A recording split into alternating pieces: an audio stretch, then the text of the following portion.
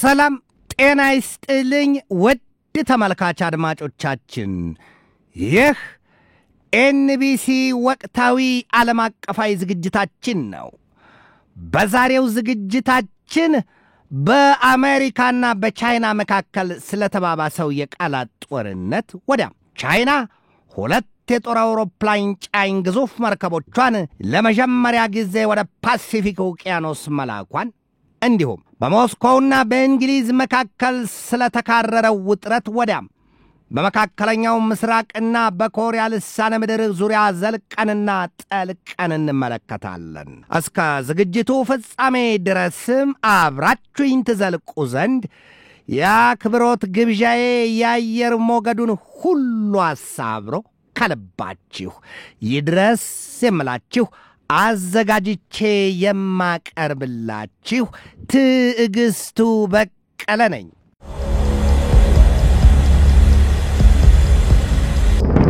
የፈሩት ይደርሳል የጠሉት ይወርሳል ይሏል አበው።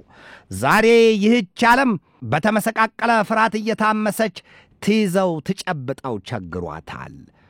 በአንድ ፊት የአየር ንብረት ለውጡ አስከፊ ሰቆቃ ከግራ ከቀኝ ከላይ ከታች አጣድፎ የእሳት አንቀልባ ሲያከናንባት፣ በሌላ ወገን ደግሞ ድርቅና ጎርፉ እያጥለቀለቀ ገጿን ቢሉ ከርሷን እንዳይሆን እያደረገባት ትታያለች።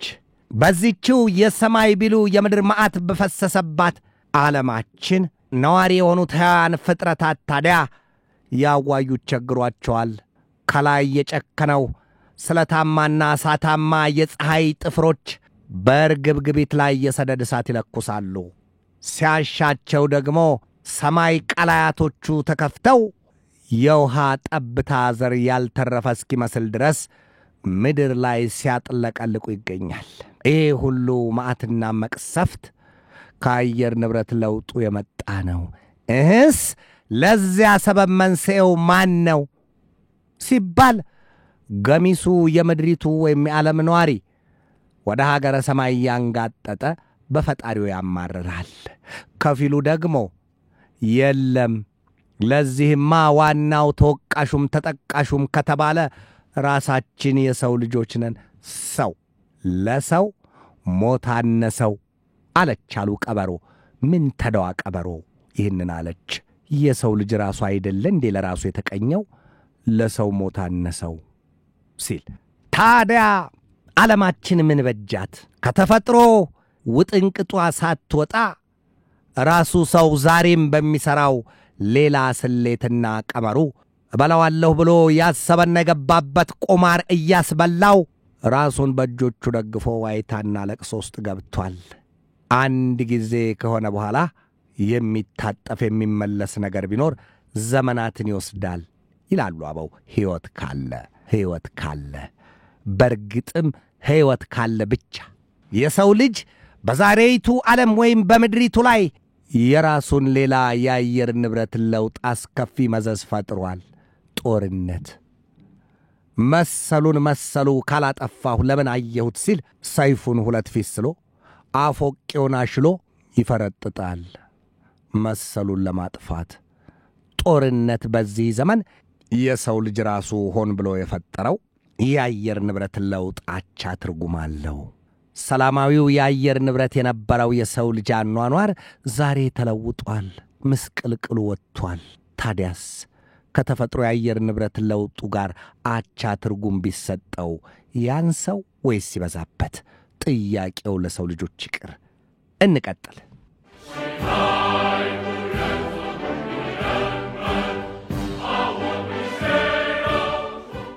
ከጥንቱ በተለይም ደግሞ በዚያ የሁለተኛ ዓለም ጦርነት ቂም የተታከሉት ቻይናና ጃፓን ወዲያም ሩሲያና ጃፓን ዛሬ የሰው ልጅ ካልከፋው ቤቱን አያፈርስም፣ 50 ዓመት ቢቀበር ቂም አይበሰብስም ምን ሆነዋል ይሏቸዋል።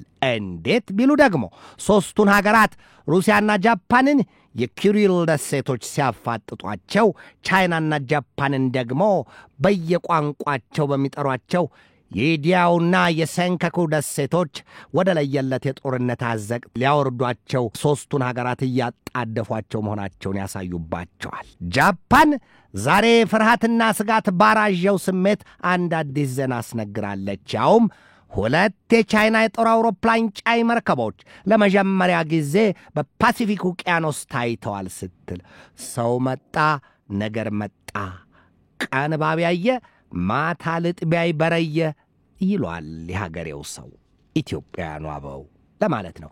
ጃፓንን እንደዚህ የብረት ምጣድ ላይ ፈንዲሻ አሊያም ታልባን ያደረጋት ደግሞ ከዚህ ቀደም የሩሲያንም የቻይናንም ክንድ መቅመሷ መሆኑን ዘልቀውና ጠልቀው የሚያሳዩባት ብዙዎች ናቸው።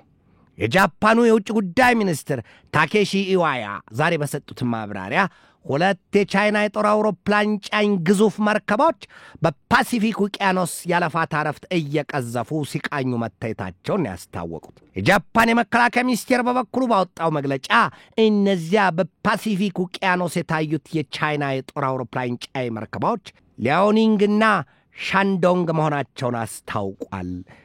የጃፓኑ የውጭ ጉዳይ ሚኒስትር ኢዋያ መለስ ብለው የቻይናን መንግስት ግብር ፈጥነው ከማውገዝ ይልቅ ትዕግስትን መምረጣቸውም ነው የተገለጠው። ምን ሊመጣ ቢያወግዙ ቢቆጡ ቢያፈጡ የሚከተላቸው የእሳት ውርጅብኝ ምን ሊፈጥሩ? ሰርቆ ከማሰብ እጅን መሰብሰብ። የማኅበሩን መጋረጃ ሸጦ የበላ ራሱ ይለፈልፋ አልቢሉት ምነውን ያለፈለፈ ውሃ ላይ ይሏል ሌባው። ታዲያ ጃፓን ሚናፋለይ ብላ ነው እዚህ ጋር ቻይናን ቀድማና ፈጥና ለማውገዝ የምትነሳው። አገባሽ አለሁ ሁሉ ያለ አገባሽ ከባልሽ ወደ አትባባሽ። የባሰ ቀን አለ፣ የባሰ ይመጣል። አሜሪካን ተማምና ጃፓን የቃላት ወለምታ ብትሰነዝር መታሻው ቅቤ አይሆንም። የዘመናችን መታሻ እሳት ሆኗል። ዛሬ በምዕራቡና በምስራቁ ጎራ መከፈሏ የሚነገርባትም የሚታይባትም ዓለም በምዕራቡ ጎራ ከተሰለፉባት መንግስታት የምስራቁ ጎራ ተሰላፊዎቹ ሰሜን ኮሪያ፣ ሩሲያ፣ ቻይናና ኢራን ከሳምባ ከተቃጣ ስለት በላይ ስጋት ስለመጋረጣቸው ይነገርባቸዋል። ዛሬ ማለዳ ላይ በወጣ መረጃ ኢራንና ቻይና ግንኙነታቸውን የበለጠ ለማጠናከርና ለማስፋፋት ዳግም መወያየታቸው ተሰምቷል። ሁለቱ ሀገራት ቀደም ባለው ጊዜ ለ25 ዓመታት የሚዘልቅ የፈርጀ ብዙ ውል ስምምነት መፈራረማቸውን ልብ ይሏል። የቻይናና የኢራን ፕሬዚደንቶች በጥልቅ መተማመን ላይ የተመሰረተ ወዳጅነት እንዳላቸው ይገለጣል። ኢራን፣ ቻይናና ሩሲያ የወታደራዊ ኪዳን ውል መፈራረማቸውም አይዘነጋም። ቻይና የነዳጅ ዘይት ሀብት የላትም፣ ቢኖራትም በጥቂት መጠን። ነገር ግን የኢራንን የነዳጅ ዘይት ማራገፊያ በጣም ሰፊ ገበያ ዘርግታላታለች። አንድ ይሄ ነው። ሌላው ሁለቱም ሀገራት የሰው አልባ የጦር አውሮፕላን ወይም ድሮን ይሉታል፣ ያንን በማምረት ሁለቱ ይለዋወጣሉ። ከዚህም ያልፋል ጉዳዩ።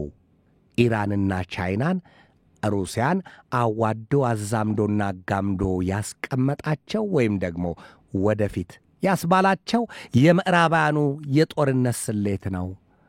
ሶስቱን ሀገራት ሩሲያ፣ ቻይናና ኢራንን እንዲሁም ሰሜን ኮሪያን ሊቆጥሩት በማይቻል ማዕቀብ ደብድበዋቸዋል። ማዕቀብ ነው፣ ነጋ ጠባ ማዕቀብ ነው። አሜሪካም የዚያ ማዕቀብ ሾተ ላይ ተጸናውቷታል በሚል ብዙ ጊዜ ትታማለች፣ ትወገዛለች። ከተቆጣችና ከተናደደች ቶሎ ብላ ማዕቀብ መጣሉን ወዲያው ለመንግስታቱ ድርጅትም የማዕቀብ ስሌት ትቀምርለታለች ነው የሚባለው። የመንግስታቱ ድርጅት እየተባለ የሚነገርለት ያ የመንግስታት ህብረት የ193 አባል ሀገራት ያሉት ተቋም በአሜሪካ ሳምባ ነው የሚተነፍሰው። ምናልባትም እንግሊዝና እስራኤል፣ ከዚያም ውጭ አሁን ፈረንሳይና ጀርመን፣ ወዲያም ሌሎችም ብቅ ብለዋል እየተባለ ይነገርበታል። ግን ደግሞ በዚያ በመንግስታቱ ድርጅት የጸጥታው ምክር ቤት ቋሚና ጊዜያዊ አባል ያሉት 15 ሀገራት የሚቀመጡበት መቀመጫ አለ። ነገር ግን 5 ቋሚ የጸጥታው ምክር ቤት አባላት አሉ። እነዚያ 5ቱ የጸጥታው ምክር ቤት አባላት አሜሪካ፣ ፈረንሳይ፣ እንግሊዝ፣ ወዲህ በምስራቁ ጎራ ያሉት ሩሲያና ቻይና። እነዚህ 5ቱም ድምፅን በድምፅ የመሻር መብት ወይም እነርሱ ቬቶ ፓወር ይሉታል ያንን የተጎናጸፉ የኃይል ያላቸው ሀገራት ናቸው። ቻይናና ሩሲያ ንክቻ አባቢለዋ ልጅ በማንም ሀገር ላይ ማዕቀብ ይጣል ሲባል ከሌሎቹ ሶስቱ የጸጥታው ምክር ቤት ቋሚ አባላት ጋር ተስማምተውና ተግባብተው የወሰኑት በአንድ ቃል ያስተላለፉት ውሳኔ የለም ነው የሚባለው። እስከዛሬ ድረስ በጣም ጥቂት ብቻ። እንቀጥል። ታዲያ በዚሁ በምዕራቡና በምስራቁ ጎራ በከፍተኛ ደረጃ ውጥረቱ መካረሩ ነው የሚነገረው። በዚያ መሰሉ ውጥረት ከተካረሩት ሀገራት መካከል ደግሞ የአሜሪካና የቻይናን መንግስታት መጥቀስ ይቻላል። የአሜሪካው ፕሬዚደንት ዶናልድ ትራምፕ ከቻይናው ፕሬዚደንት ሺ ጂንፒንግ ጋር የንግድ ጦርነቱ ከተጀመረ ለመጀመሪያ ጊዜ በስልክ መወያየታቸው ተነግሯል። ትራምፕ በቅርቡ በሰጡት ማብራሪያም አሜሪካ ከቻይና ጋር በገባችበት የንግድ ጦርነት ከቻይናው ፕሬዚደንት ሺ ጂንፒንግ ጋር ከስምምነት ላይ መድረስ እጅግ አስቸጋሪና ፈታኝ ነው ማለታቸው ይታወሳል። እኒያ ደርባባው ሰው የቻይናው ፕሬዚደንት ሺ ጂንፒንግ ከመናገር ይልቅ ማድመጥን ወይም መስማትን ይመርጣሉ ይሏቸዋል። ሰውየው ቢናደዱ እንኳን ንዴት ምን ስለመሆኑ የሚያሳዩበት መንገድ የለም ነው የሚሏቸው። ሁሉንም እንደ ውቅያኖስ ውሃ በውስጣቸው አምቀው ይዙታል ነው የሚባለው። እውነትም ደርባባው ሰው። እስኪኒ ሁለቱ ሀገራት አሜሪካና ቻይና በምን ይጣላሉ ቢሏቸው በምን ይቀራቸዋል? በንግድ ጦርነት ውስጥ ናቸው። በሆንግ ኮንግ፣ በሺንጂያንግ አናሳዎቹ ማህበረሰብ ጉዳይ፣ በደቡብ ቻይና ባህርና በታይዋን ደሴት ጉዳይ የሆኑትን ሁሉ ያውቁታል። ከዚያም ያልፍና ነገሩ በኮሮና ቫይረስ የምንጩ ጉዳይ ውዝግባቸው በርትቶ እስከ ዛሬም ድረስ አልተማመኑም። ውጥረታቸው በርትቷል። ዛሬም ቢሆን አሜሪካ በዚያ የቻይና የሁቤይ ግዛት ውሃን የቫይሮሎጂ ተቋም ወይም ደግሞ ላቦራቶሪ ውስጥ የሚሰሩ ተመራማሪዎችን እያነፈነፈች ማሰር ይዛለች በሚል ይከሷታል፣ ይወቅሷታል። የታይዋን ደሴትና የደቡብ ቻይናን ባህር ጉዳይ በሁለቱ ሀገራት መካከል ገና በተለይ በታይዋን ደሴት ጉዳይ ቻይና የታይዋን ደሴት የሉዓላዊነቴና የክብሬ መገለጫ ናት፣ በዚያች ደሴት ጋት ምድር ጥርኛ አፈር አንዲት ጥልቂት ውሃ አትነካም፣ በባዕዳን እጅና በባዕዳን እግር አትረገጥም፣ ያ የሚሆን ከሆነ ላቤን ሳይሆን ደሜን ጨርሳለሁ ስትል ቆርጣና ፍጥጣ ቆማለች፣ ጦሯን ሰብቃ። የአሜሪካ ፖለቲከኞችን በተመሳሳይ ፈራ ተባ ከሚለው ልባቸው እስኪ ወንድ ማን ነው የታይዋንን ደሴት ጠቅልሎ የሚይዛት? የታይዋን ደሴት ጉዳይ የማይቆረጠም የእሳት ሀሎሎ ነው ለኛ ይላሉ። ይሄ ሁሉ ነው ያለው። የምዕራቡ ጎራ አካላት የሩሲያና የቻይናን ጥምረት ይፈሩታል ይሏቸዋል። ግን ደግሞ ሰሞኑን በወጣ መረጃ የለም በቻይናና በሩሲያ መካከልም እኮ ቢሆን ሌላና የጠላትነት ሴራ ወጥመድ አለ እኔ የተባለው ይሄ መረጃ ወጥቷል። የሩሲያው ፕሬዚደንት ቭላዲሚር ቭላዲሚሮቪች ፑቲን በቻይናና በሩሲያ መካከል የማይናወጥ ፍጹም የሆነ ወዳጅነት አለ ቢሉ የደህንነት ተቋማቶቻቸው ግን ቻይና የሩሲያ ጠላት ናት ሲሉ ያሳያሉ። መረጃውን ያወጣው ከተባለ ደግሞ ዋቱዴይ ነው። በዚህ ወቅት ለምዕራባውያኑ አትተኛም፣ ለከፋ የበቀል እርምጃ አቆትማለች የሚባልላት ሩሲያ ሰሞኑን በተለይም ባለፈው ሳምንት እሁድ ቀን በዩክሬን ከተፈጸመባት ጥቃት የ41 የጦር አውሮፕላኖቿ ውድመት በኋላ የሀገሪቱ ፕሬዚደንት ቭላዲሚር ቭላዲሚሮቪች ፑቲን የቆሰለ ነብር ሆነዋል ነው የሚባለው። ትናንት ሙሉ ሌሊቱን በዩክሬን ላይ 500 ድሮኖች ነው የሰው አልባ የጦር አውሮፕላኖችን አስነስተው ከ20 በላይ የሚሳይል አይነቶችን አውርደውባታል ነው የተባለው። ቢቢሲ ዛሬ ባወጣው ሰበር መረጃው ሩሲያና ቻይናን ከሷቸዋል እንዲህ ሲል Russia and China could take over the BBC's World Service radio frequencies and replace them with propaganda channels ነው ያለው። በዚያም የተነሳ የቢቢሲ ሬዲዮ ዓለም አቀፍ አገልግሎት በቀጥታ መዘጋቱ ነው ሲል ስጋቱን ገልጧል። የቢቢሲ ዓለም አቀፍ ሬዲዮ አገልግሎት ከሺ ጦረኛ አንድ ወሬኛ አይላሉ ኢትዮጵያኑ። የቢቢሲ ላንቃ በዚያ ከተዘጋ ማን ያራግበዋል ዜናውና መረጃውን? ሐሰተኛ መረጃም እውነተኛ መረጃም ቢሆን ተቋሙ ከሌለ ከየት ይደመጣል? ከየት ይሰማል? እንቺ ከሄድሽም ስንቅሽ ነው፣ ከሞትሽም መቀበሪያሽ ነው ይላሉ አበው። ቢቢሲ በዚህ ወቅት በሊባኖስ የሚገኘውና በአረብኛ ቋንቋ የሚያሰራጨው የሬዲዮ ፕሮግራሙ ከ85 ዓመታት አገልግሎት በኋላ መዘጋቱ ይታወቃል። አሁን የዚያን ግዙፍ ዓለም አቀፍ የመገናኛ አውታር ቢቢሲ ወባ እንደያዘው ፍርሃት ሆኖ ያንዘፈዘፈው ታዲያ እንግሊዝ ከሩሲያና ቻይና ጋር ያለችበት መዘዝ መሆኑን ያሳያሉ። ከዚያም ውጪ ሩሲያ በጥቅምት 2023 በሀገሯ የነበረውን የቢቢሲ ሬዲዮ ፍሪኩዌንሲ በቀጥታ ቀምታ ለስፑትኒክ መስጠቷን ያስታውሷል። ታዲያ የዚያ የቢቢሲ የዜናና የስርጭት መግቢያ የነበረው this is London ዛሬ ተለውጦ this is Moscow የሚል ሆኗል። አትሩጣንጋጥ ይሉትን መሆኑ ነው። ማንስ ምን ገንዘብ አለው ያንዱን ላንዱ ነው እንጂ ይሏል አበው። የቻይናና የሩሲያ የእጅ አዙር ፍጥጫ በዚህ ወቅት በፓኪስታንና በህንድ መካከል በተፈጠረው ውጥረትም ይበልጥ መገለጡን ዘልቅ የሚያሳዩ ትልቆ መሳፍርት የላቸውም። ሩሲያ ለወዳጇ ለህንድ የኤስ-400 የሚሳይል መከላከያዋን መስጠቷ ሲታይ፣ ቻይና ደግሞ በቅርቡ ህንድና ፓኪስታን ከገቡበት መረማረም የእሳት ላንቃ እንቆቅልሽ በኋላ እጅግ የተራቀቀችበትን ቻይና HQ-19 ስትል ያወጣችውን የአየር መከላከያ ሚሳይሏን ለፓኪስታን መስጠቷ ገመናውን አደባባይ አውጥቶ አስጥቶታል ነው የተባለው። እስኪ በቀጥታ ወደ መካከለኛው ምስራቅ ቀጠና ምድር እንግባ። በአሜሪካው ፕሬዚደንት ዶናልድ ትራምፕና በእስራኤሉ ጠቅላይ ሚኒስትር ቤንያሚን ኔታንያሁ መካከል የ40 ደቂቃ የስልክ ውይይት ከተደረገ በኋላ እስራኤል በኢራን የኒውክሌር ጣቢያዎች ላይ ጥቃት ለመፈጸም የመጨረሻ ዝግጅት ማድረጓ ዛሬ የተሰማ ዜና ነው። ምን ሊሆን ይችላል? መጥኔውን ይስጣት ኢራን። ግን ደግሞ ኢራንስ ብትሆን እንደ ፋሲካ በግ ታስራ ለእርድ የምትተኛ ትሆን ይሆን? እስኪ እንቀጥል። በዚያ መሰረትም የእስራኤሉ ጠቅላይ ሚኒስትር ቤንያሚን ኔታንያሁ ቢቢ ይሏቸዋል ባጭር ከመከላከያና ከጸጥታ ባለስልጣናቶቻቸው ጋር ለመምከር መሰናዳታቸውን የተገለጠው። አረ ለመሆኑ ኔታንያሁና ትራምፕ 40 ደቂቃ ሙሉ ሲያወሩ አንዱ የኢራን የኒውክሌር ፕሮግራም ጉዳይ ነው፣ ሁለተኛው የእስራኤል ታጋቾች በሐማስ እጅ ያሉት ነገር ነው ተብሏል። ምን ብለዋት ይሆን እስራኤልን? ቀጥይ። እስራኤልና አሜሪካ ለአምስተኛ ዙር ድርድር በኦማን መንግስት አማካይነት መቀመጣቸው ይታወሳል። ነገር ግን ድርድሩ አልሰላላቸውም፣ እንደታቀደው አልሆነም። ኢራንም በዩራኒየም ማብላላት ጉዳይ ጽንፍ የረገጠ አቋም ይዛለች። ንክች በዚያው ቀጥላለሁ አለያም ሞቴን ብላለች። አሜሪካን በበኩሏ ኢራን 1% አንዲት ጥርኝ ዩራኒየም ማብላላት አትችልም፣ ይሄ ቀይ መስመሬ ነው ስትል አግድዳ ቆማለች። ሁለቱ በዚህ ጽንፍ ወጣና የረገጠ አቋም መቆማቸውን ተከትሎ እስራኤል ያንን ትጠብቅ ነበር ነው የሚባለው።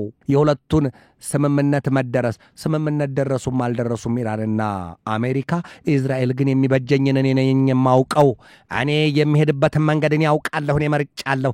ኢራን ይሏት ሀገር የኒውክሌር ጦር መሳሪያ በድብቅ የሚሆን በይፋ መያዝ አትችልም። ኢራን አመንዝራ ካሏት ብትቆርብም አምኗት ናትና የኒውክሌር ጦር መሳሪያ መስራቱ አልቀረም፣ ያንን የአቶሚክ ቦምብ መያዙ አልቀረም። ከ60% በላይ ዩራኒየም አብላልታና በልጽጋ ተዘጋጅታ የለም ወይ? ከዚህ በላይ ምን ይጠበቃል? ኢራን በቅጽበት በቀናት ውስጥ 10 የአቶሚክ ቦምቦችን መስራት ያስችላታል እኮ። ምን ይጠበቃል? ኢራን ያንን ታጠቀች ማለት እስራኤል የኳስ ሜዳም አትሆንም። ከዚያ ውጪ እስራኤል ከካርታም ከዓለም ገጽ ትጠፋለች። ይሄ ማለት ነው። እናም ትላለች እስራኤል ባለስልጣናቶቿ የለም ሲሉ ይዳንታሉ። እስራኤል ኢራንን ቀድማ እንዳትሞት እንዳትሽር አድርጋ መታታንጋልላታለች። ኢራንም ትዝታለች። ዛሬ በወጣ መረጃ ኢራንም አስኪንክች ማን ቀድሞ እንደሚወድቅ እናያለን። የእስራኤል የኒውክሌርና የምርጥ የወታደራዊ ማዘዣዎቿ ሰነድ በእጄ ገብቷል። ምን ያስፈልጋል? በቀጥታ በኢላማ ቀለበቶች ውስጥ ናቸው። የእስራኤል ኒውክሌር ጣቢያዎች ቢሉ ወታደራዊ ተቋማቶቿ ቢሉ በእጄ ውስጥ ናቸው። በኢላማ ቀለበቶች ውስጥ ገብተዋል። እስኪ ትንሽ ልጨረፍ፣ ትንሽ ልተንኮስ፣ እንታያለን። ያበጠው ይፈነዳል ስትል ዛሬ ኢራን በአያቶላው በኩል እንዲሁም በፕሬዚደንቷ መስዑድ ፔዜሽኪያንና በውጭ ጉዳይ ሚኒስትሯ ሰይድ አባስ አራግቺ አንደበት ክፉኛ ዝታለች፣ አስጠንቅቃለች። ሁለቱ ሀገራት አሁን በመካከለኛው ምስራቅ ቀጠና ምድር የተጽዕኖ ፈጣሪነቱን አለያም የበላይነቱን ለመቆናጠጥ በሚያደርጉት በዚያ መሰሉ ውጥረትና ግስጋሴ ለድፍን ዓለም የሚተርፍ ዳፋቸው አሞጥሙጧል። ያ ከፈረጠ አለቀላት ዓለም። አንዱ የዓለማችን የግዙፍ ጦርነት መንደጃ ምድጃው እዚያ መካከለኛው ምስራቅ ቀጠና ምድር ላይ ነው። ምናልባትም በኢራንና በእስራኤል መካከል በሚፈነዳው ጦርነት ሲሉ የወታደራዊ ተንታኞቹና የነገር ሰንጣቂዎቹ እየመነዘሩ ያሳዩት ይዘዋል። በመጨረሻም The New Balance of Power in the Middle East ሲል Foreign Affairs ዛሬ ያወጣው ዘገባ እንደሚያሳየው ትራምፕ በቅርቡ በመካከለኛው ምስራቅ ቀጠና ምድር ያደረጉትን ጉብኝት ያስመለክታል። ለካ አሜሪካ ስሌቷ ሌላ ኖሯል። እውነትም አሜሪካ የፖለቲካ ቀመሯ ፍጹም የተራቀቀ ነው ወይ የሚል ጥያቄን በሁሉም ዘንድ አስነስቷል። ትራምፕ በመካከለኛው ምስራቅ ቀጠና ወይም በምዕራብ እስያ ቀጠና ጉብኝት ያደረጉት በሳውዲ አረቢያ፣ በኳታርና በተባበሩት አረብ ኤምሬት ነው። ከሶስቱም ሀገራት ጋር በትሪሊየን የሚቆጠር ዶላር የንግድና ሌሎች ስምምነቶችን ማድረጋቸው፣ መቋጠራቸው ወይም መዋዋላቸው፣ መፈራረማቸው አይዘነጋም። በጊዜው በዓለም አቀፍ ትንታኔም በዚሁ በኤንቢሲ ወቅት ዓለም አቀፋዊ ዝግጅትም ላይ በዝርዝር ተመልክቸዋለሁ። በዚያ ጉብኝታቸው ሳውዲ አረቢያ ላይ ሲደርሱ አገራቸው አሜሪካ ለረጅም ዓመታት በሶሪያ ላይ ጥላው የነበረውን ማዕቀብ ማንሳቷን አስታወቁ። በዚያ የመጡትን የሶሪያውን ፕሬዚደንት አዲሱን አህመድ አልሻራን አግኝተው እንዴት መልካም ሰው ነህ ባክህ፣ ጥሩ ሰው፣ በርታ ብለው አሞካሽተው ትከሻቸውን ቸብ ቸብ አድርገው ማዕቀቡ ተነስቶልሃል አይዞህ ብለዋቸዋል። ያ ብቻም አይደለም፣ ለሶሪያ አስፈላጊውን ድጋፍ ለማድረግ መዘጋጀታቸውን ገልጠውላቸዋል። ከዚያም ያልፋል ጉዳዩ። በዚያው ሳውዲ አረቢያ ውስጥ ከቱርኩ ፕሬዚደንት ረሲብ ታይብ ኤርዶሃን ጋራም ተገናኝተው ኤርዶሃንን አሞካሽተዋቸዋል፣ አቆላምጠዋቸዋል። እንዲያውም ከዚያም ያልፉና የጦር አውሮፕላን ሽያጭ ውል ስምምነት ተፈራርመዋል። ኢዝራኤል በዚያ ጊዜ ታዲያ በግና ነዳ። ይሄ ሰው ለካ እውነትም የሚሰራውን ቀርቶ የሚያወራውን አያውቀውም ስትል በወዳጇ ትራምፕ ላይ ቲክቲክ ግንፍል ማለቷ ይታወሳል። የለም ለካ የአሜሪካ ፖለቲከኞች የቀመሩት ቀመር ወይም ያሰሉት ስሌት ሁሉ ለመልካም ነበር። የአረቡን ዓለም ሀገራት እንዲሁም የባሕረ ሰላጤውን ሀገራት በሙሉ ከጎናቸው አሰለፉት። በዚያ ጉብኝታቸው ወደ እስራኤል እግራቸው ዝር አላለም። ከእስራኤል ጋር የተጣሉ ወይም ደግሞ ልባቸው የጎሸ ይመስል ዝም ብለው ተመልሰዋል። ትራምፕ ለካን ዕድሜ ብዙ ያስተምራል እውነትም አስብሎት አስመስክሮላቸዋል። ትራምፕ ሰሞኑን ከእስራኤሉ ጠቅላይ ሚኒስትር ቤንያሚን ኔታንያሁ ጋር በስልክ ሲወያዩ ምንድን ያሉት? ኢራን አሁን ለብቻዋ ተገልላ ቆማለች። ያን ሁሉ የንግድ ውል ስምምነት ከባሕረ ሰላጤውና ከምዕራብ ኤዥያ ሀገራት ጋር ሲዋዋሉ ትራምፕ ያንን ሁሉ ክደውና ንደው ከኢራን ጋር በትብብር አይቆሙም የሚል ያን ስሌት ነው። ያንን ምስጢራዊ አጥርና ያጠሩት ይሄ ነው ጉዳዩ። በዚያ ስሌታቸው ያንን ሁሉ አድርገው ተመልሰዋል።